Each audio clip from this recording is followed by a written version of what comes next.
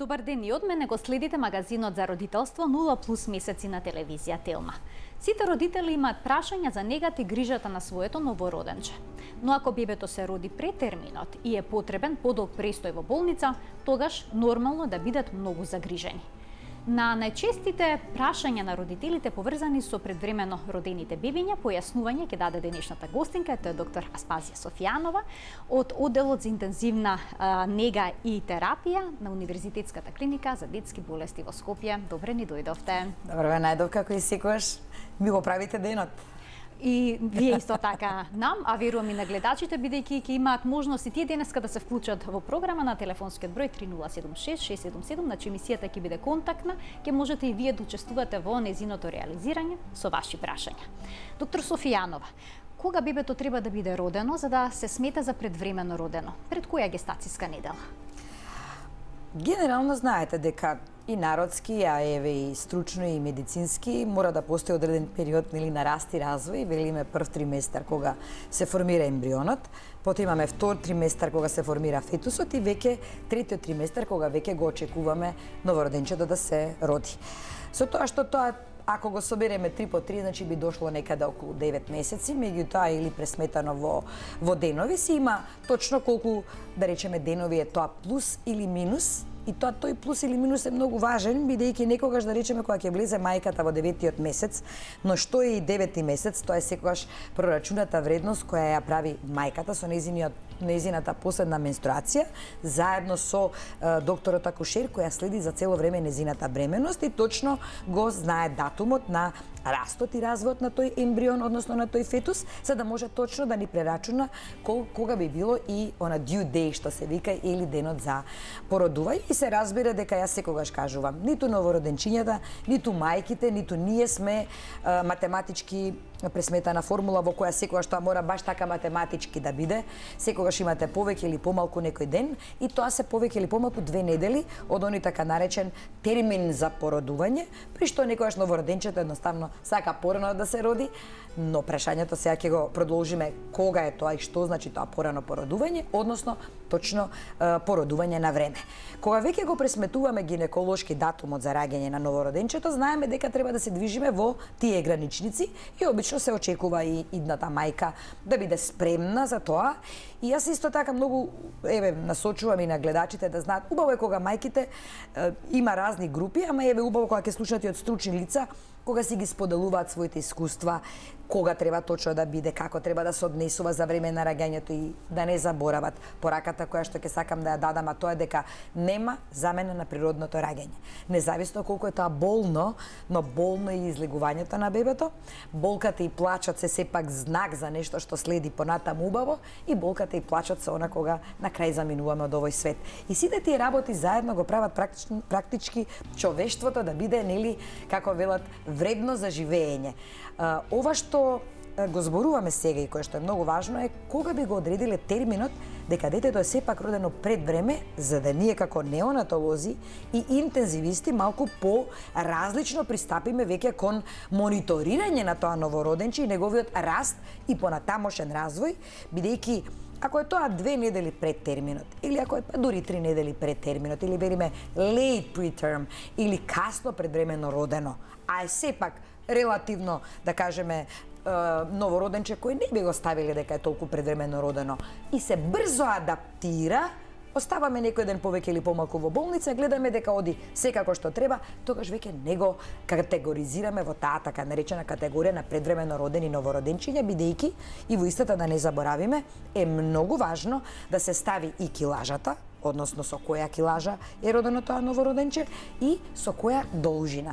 И имаме стандарди, така наречена медицина базирана на докази, во чии што стандарди гледаме дали се вклопува ова новороденче, затоа што има голема разлика и верувам дека дел од гледачите исто така сакаат да знаат што се случува со тие новороденчиња кои ќе се родат во 40-та гестацијска недела или се износуваат точно 9 месеци, а се само 1,5 кг. И се многу мали. И се многу мали. И за дали нив... во тој случај треба тие да бидат ставени во инкубатор?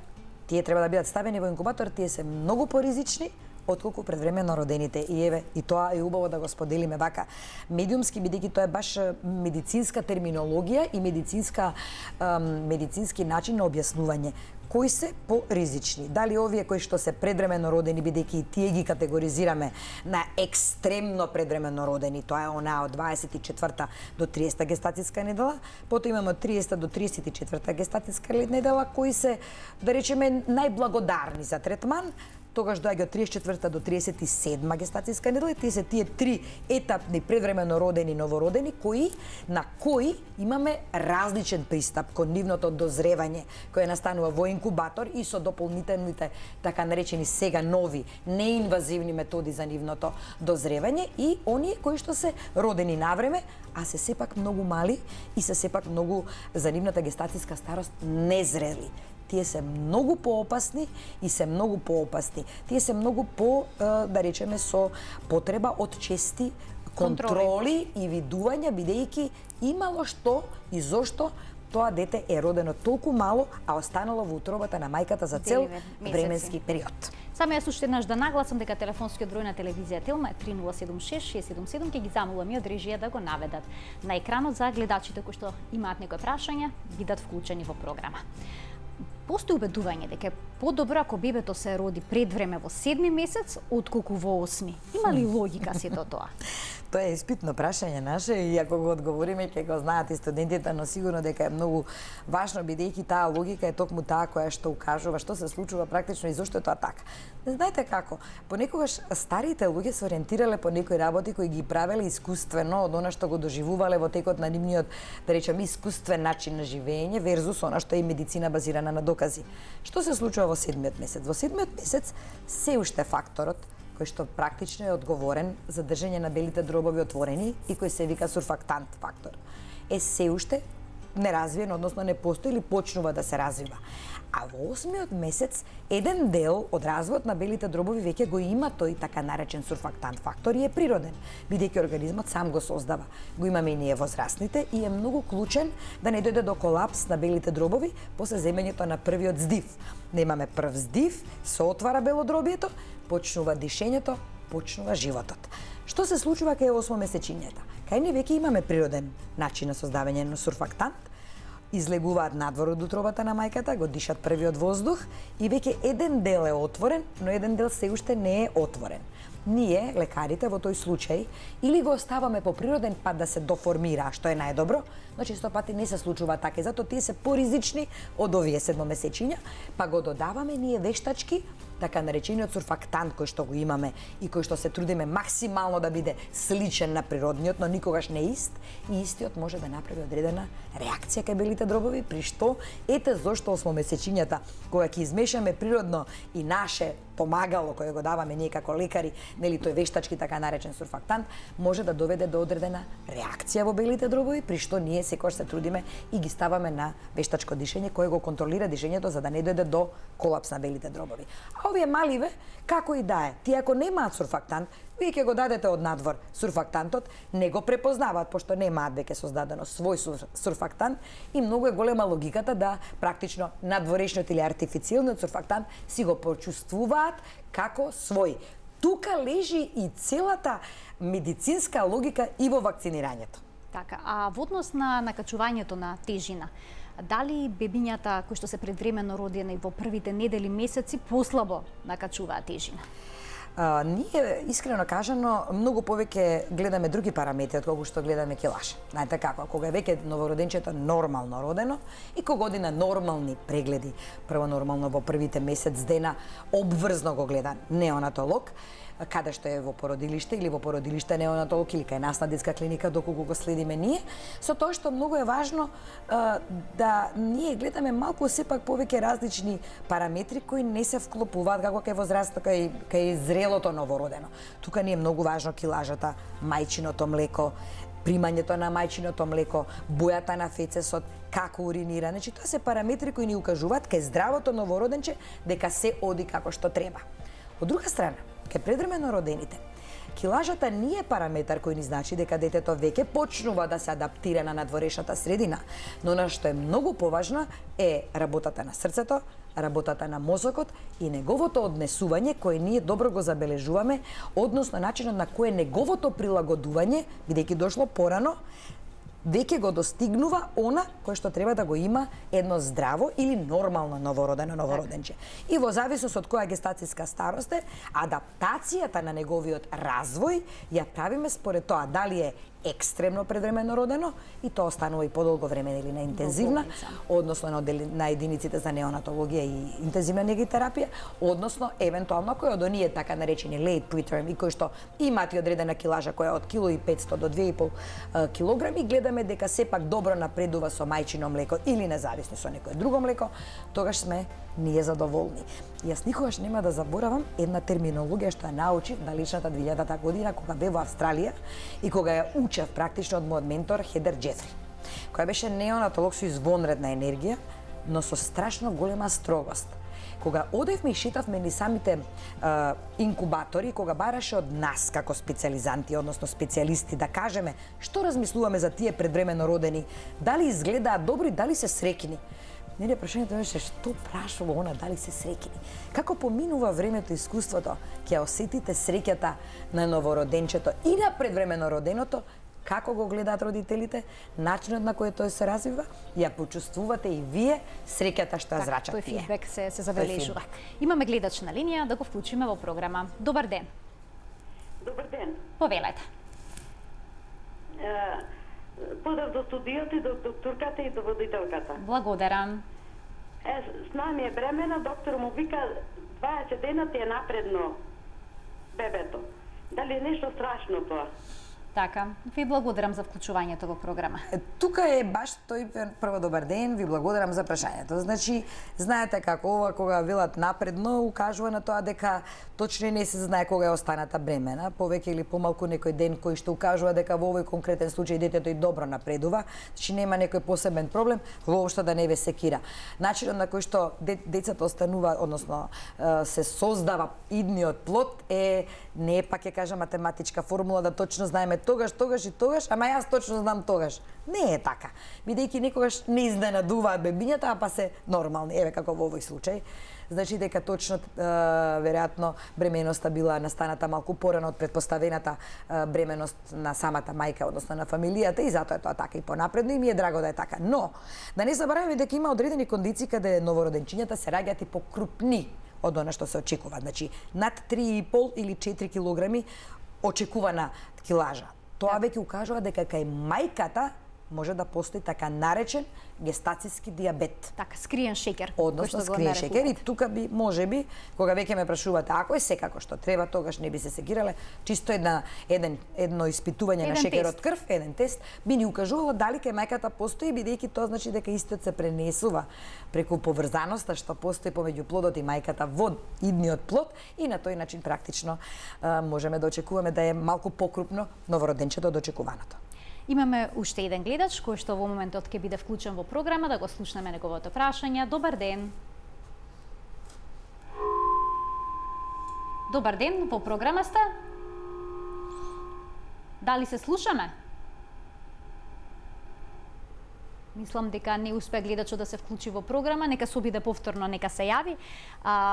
Веќе кога споменавме развојот на бебето во инкубатор, односно на одделот за неонатологија, односно интензивна нега, во кој момент се одлучува дека бебето може да биде пуштено дома?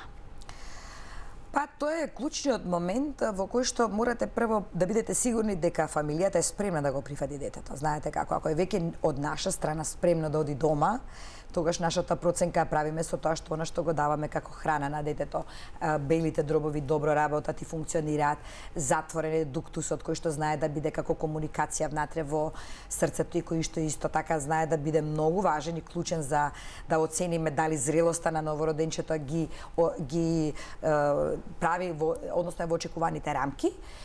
Добро уринира, добро дефецира, бојата на фецесот е многу важна да биде она така наречена окер боја или златеста боја.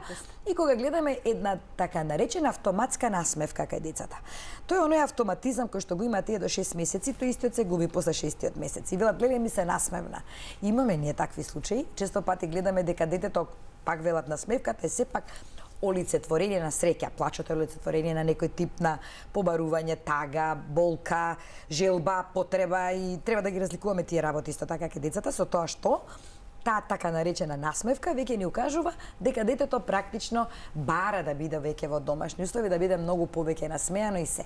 Со тоа што многу е важен разговор со една фамилија која се соочува со една таква, да речеме, ситуација во која е одземено детето доколку истото било неинтензивно и веќе било одвоена мајката од своето најмило и не е во состојба да биде со него барем во еден извесен временски период. Разговорите што ги правиме со фамилиите, односно со родителите, се многу важни. И ја гледаме спремноста на мајката, имате неспремни родители. И многу е важно родители на термински родења. Има и термински, а ова е веќе многу покомплицирана ситуација. Ова е покомплицирана и затоа е многу важно да ги спремиме родителите. Дури во развиениот свет тоа го прават и на самата гинекологија и го прават психолози. Разговараат со нив и му укажуваат да не бидат толку исплашени, бидејќи сепак еве да речеме ако им се дојде дома тоа дете. Има родители кои што толку ги надгледуваат своите новороденчиња, дали дишат, дали е се во ред, како е, но се ослободуваат со еден убав разговор со нас лекарите, со психолозите, при тоа си ја прифаќаат вистината. Често пати може да имаме предвремено родено новородено како прво дете, второто да биде нормално новородено. И обратно, или било како, значи нешто се случило тогаш. Мораме да сепак пристапиме кон тоа дека ако оди се како што треба, тоа е сепак само предвреме родено, новородено и дека сите тие работи ќе дојдат во еден период кога ќе го стигне своето врсниче. И да не забораваме, стално го кажувам, Алберт Ајнштајн бил предвремено родено, новородено. 1500 бил роден, во тоа време немало инкубатори, го ставиле во рерна, која имитирала топлина, за да не излезе таа топлина, нели, која е многу клучна и важна, топлината, мајчината топлина, татковата топлина. И он го ставиле во тоа време во рерна, го завиткале со фолија за да биде пак, да речам, да се одржи таа топлина и станал Алберт Ајнштајн. Така. Имаме двајца гледачи кои што сака да бидат вклучени во програма. Добар ден. Ало? Повелете, во програма сте. Истата гледачка, с нами направи скриен шеќер. Му рекоа до нормалата ти е. Ако е така, тогаш воопшто немате никаква причина да бидете насекирани, нека ви биде живо и здраво кога се роди. Тука сме ние неонатолозите да помогнеме во Битола. Ке се пораѓате ли во некој друг град или во Скопје? Скопје. Тука сме? Така, солесно. Ви благодарам што се вклучивте во програма. Имаме уште еден гледач на линија. Добар ден. Ало? Добар ден во програма сте, повелете. Добар ден. Би сакала една да ги да е. Се извинувам, не ве слушаме, ќе може малку погласно? И намалете го тонот од телевизорот. Намален е тонот скроз. Добро, ајде, само погласно ќе ве замола. Би сакала да ја прашам доктор Софијанова. Имам внуче кој има 3 години. Така? Детето кога имаше 2 години почна да одбива да јаде. Само на вода е. Ја носевме на лекар сега, добро се.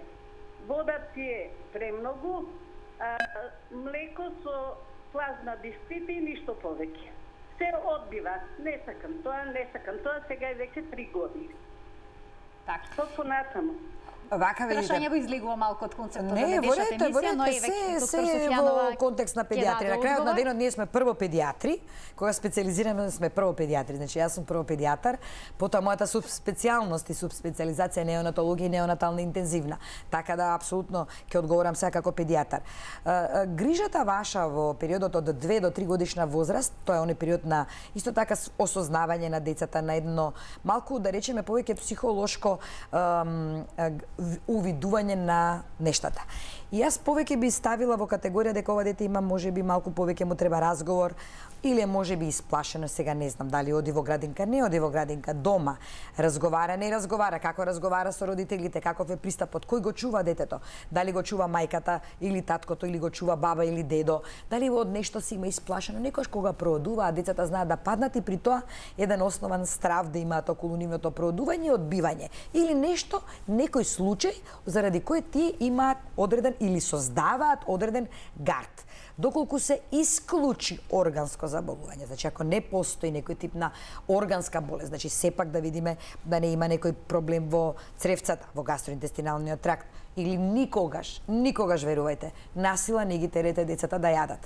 Она што треба да го направат, но не, тоа не значи дека треба па смоки и се што не треба да јадат. Значи, еден баланс на договор, кој треба и тоа малку умешно да го надминуваме, особено во таа возраст од 2 до 3 години, кога пак ќе кажам, стануваат джангрливи, стануваат осознаени, помалку мангупчиња на свој начин и тогаш знаат и некогаш и да прават некои работи по принцип на отпор, за да добијат некоја работа. Сега, тој принцип на надминување на тие нешта е многу клучен, се разбира доколку медицинската органска патологија е исклучена. Значи, ехо на абдомен, тоа го велиме ние, или на цревата, ехо на желудникот, да видиме дека тука не се случува ништо, една крвна слика да видиме дека сепак сите параметри во крвта се нормални и се во ред, и тогаш веќе немаме причини за грижа, тогаш настапуваме малку поразлично. Тогаш малку треба да бидеме и построги, па малку да смениме некои режими на исхрана и ќе верувате ми дека добре што пие вода. Бидејќи знаете како, па водата е, да, и ќе дехидрира, но водата, новороденчињата, предвремено родените, кога веќе и на таа тема сме, 95 до 98% се вода. За разлика од тоа како растеме, процентот се намалува и како возраст имаме 67-65% вода, останатиот дел е онаа другата, да речам, сува материја. Да го слушаме прашањето и на следниот гледач. Добар ден, повелете. Добар ден, дали гледачот не слуша? Дали ќе се вклучи во програма? Повелете. Ве слушам, поздрав до вас, поздрав до докторката, имаме едно прашање. Значи, јас се породив 2,5 недели пред терминот. Втор ставки, крупно дете, 3,800, се во ред, се како што треба. Меѓутоа, значи, на првата оценка, тоа Акбар скор што го прегледуваат, беше 9-10. Меѓутоа, втората контрола малку покажало како проблем и 3-4 дена беше ставено под кислород. Сакам да прашам зошто тоа се случува, бидејќи се беше во ред, скоро во средина на 38 недела се породив и малку како детето да ми дише како на нос.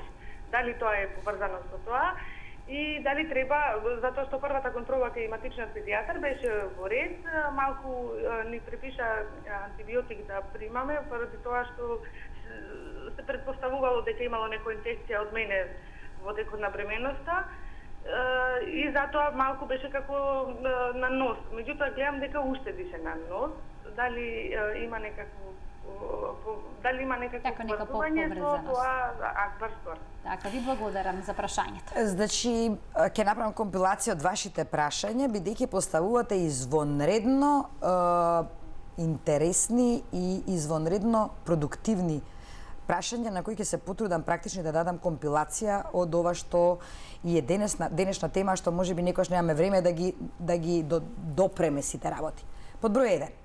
Детето е родено 2 недели пред термин, не е нешто многу, рековме тоа на категорија late preterm, но причина најверојатно за таквото предвремено раѓање очигледно било инфекција кај мајката.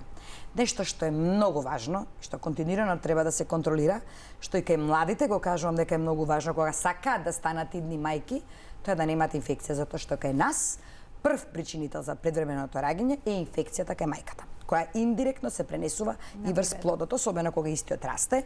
Вие слушнавте и мајката родила убав, здрав, голем плод од 3,8 кг, што значи влегува во категоријата на нормално, дури добро развиено новороденче, иако било 2 недели пред, но тоа притискајки надоле, очигледно малку ја таа, да речам, тој инфективен процес кој што постоел, тој не знам каков инфективен процес, но доволен за да направи сепак отварање, односно на родилните канали и излегување на детето пред време. Тоа не е толку за секирање. Оценката пред се да не заборавиме дека царски рез.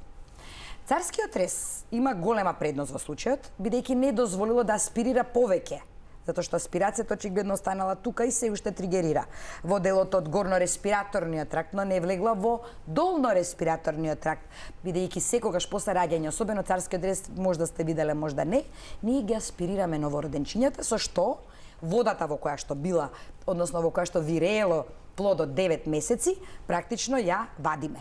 И при тоа, сигурно дел од таа вода, предпоставувам дека е извадено, но знае да остане нешто малку и да го се уште тригерира носето, заради кое мајката го кажува дека и понатаму има нешто, како нешто да има во носето.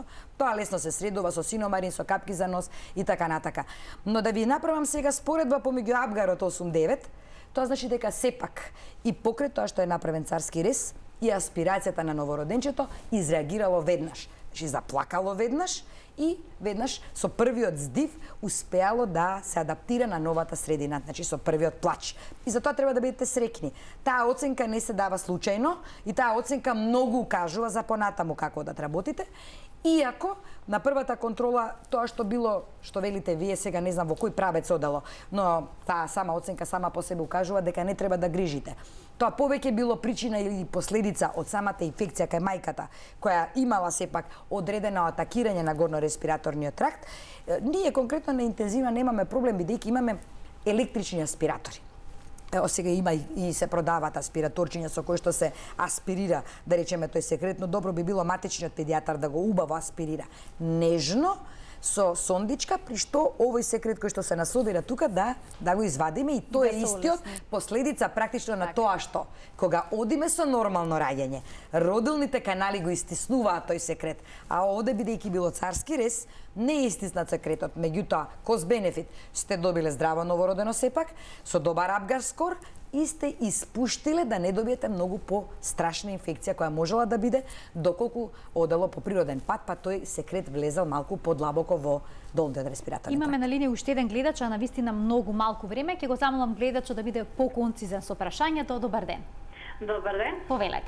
Голем поздрав до вас во студиото, до докторката. Благодарам. И сакаме да прашаме, имам внуче 3 години. Така. Преку денот си јаде, помалку течно спие, а ноќно време многу течно, со освен сок, друго ништо. Млекото не сака, само на сок, и 3 години уште е со памперс. Така.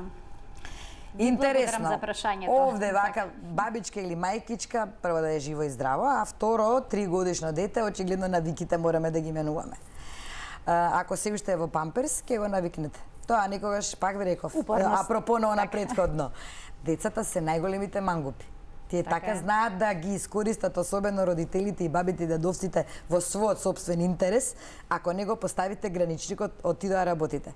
Така да во случајот тоа што пие навечер повеќе течности е добро, без разлика дали е сок, сега подобро би било да го замените со чај, не да биде само сок, пошто има повеќе шеќери, нека биде чај без шеќер. Ако веќе не пие млеко, млекото не е секогаш најкорисно и тоа да знаеме, бидејќи тоа па знае да направи алергија на кравно млеко и се има свој врзан круг. Самиот организам понекогаш си се однесува според она како вели природата. Со тоа што убаво би било навечер место сок да го замените со чај и да пробате евентуално млеко кое што или млеко или јогурт, уште подобро јогурт, кој што исто така ќе влие добро на цревната флора и убаво ќе го заспие. Поради пробиотиците кои што се во него. Така, тие се многу важни. За тоа имаме нови теми, мислам можеме да разговараме многу. И ова што велите дека одбива или не сака да јаде, тоа ќе најдете начин или ќе најдеме заедно начин како убаво, без посебни заплашувања. Често пати ми се случува, ќе те носам на доктор ако не јадеш или така натака, и тогаш тие добиваат одредена нели и страпото да појдат и на доктор. А повторно не јадат. А повторно не јадат. Така да треба да се изнајде начин да и ние пристапиме кон фамилијата, кон нив и да им објасниме и да го видиме проблемот каде лежи, бидејќи навиките тешко се одвикнуваат, особено кај мангупски ориентирани течења. Доктор Софијанова, секогаш е задоволство да се разговара со вас. Ви благодарам што бевте денешна наша гостинка. Останаа многу прашања поврзани со негата и развојот на предвремено родените бебиња пред откако ќе дојдат во домот, но ета тема за уште едно наредно издание на НУМ+. Така е. Ви благодарам, почитувани што не следевте, и денеска се гледаме секој работен ден во рамки на утринската на Телма. Денешна гостинка ни беше доктор Аспазија Софијанова, специјалист по педијатрија од Универзитетската клиника за детски болести во Скопје. До гледање.